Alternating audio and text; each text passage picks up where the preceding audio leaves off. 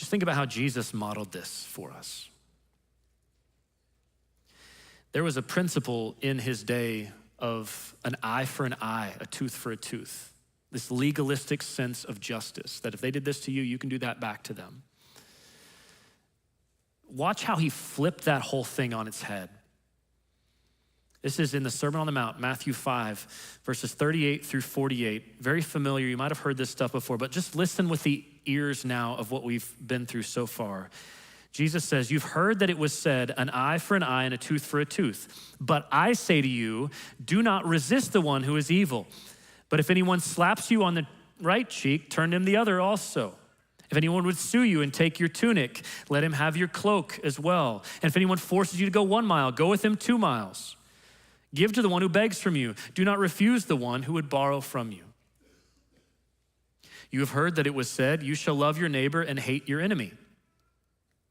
But I say to you, love your enemies and pray for those who persecute you, so that you may be sons of your Father who is in heaven. For he makes his sun rise on the evil and on the good, sends rain on the just and on the unjust. For if you love those who love you, what reward do you have? Do not even the tax collectors do the same? And if you greet only your brothers, what more are you doing than others?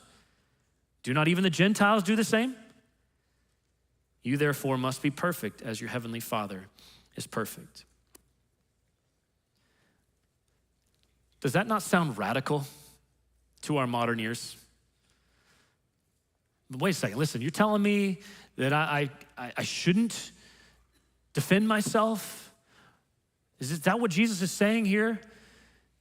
You're telling me I need to just give money away to people who are trying to steal from me? Is that what he's saying here? It sounds so radical because we have we've marinated in this culture of justice and injustice and fighting for what's yours and keeping yours and all this stuff. And we've marinated that so long that this sounds so radical. But Jesus said, this is the kingdom way.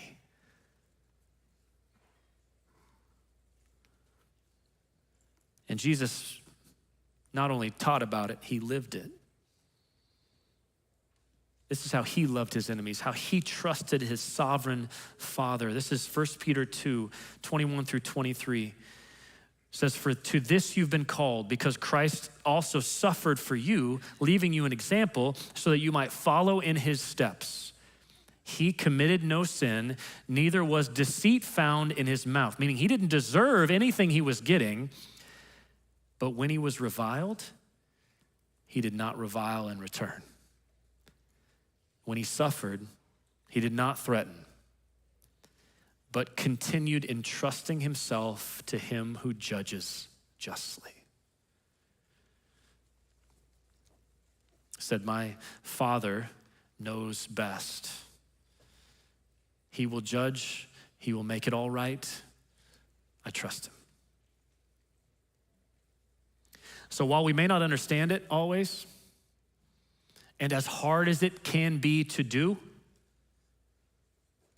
leaving vengeance to God trusts that he will work it out way better than you and I ever could.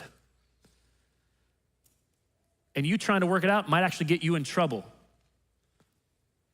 So trust him. Let him handle it in his time and his way and release the bitterness of it so that you can walk in freedom.